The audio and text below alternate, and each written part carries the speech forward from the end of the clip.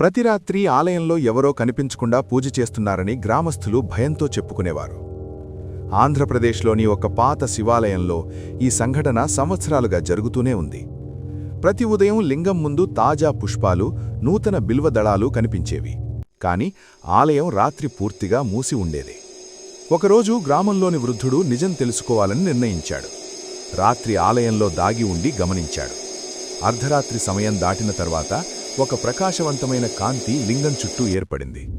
ఆ కాంతిలో ఒక నాగరూపం కనిపించింది. అది శివలింగం చుట్టూ తిరుగుతూ పూజ చేసింది. భయంతో వృద్ధుడు బయటకు పరిగెత్తాడు. మరుసటి రోజు ఈ విషయం గ్రామమంతా తెలిసింది.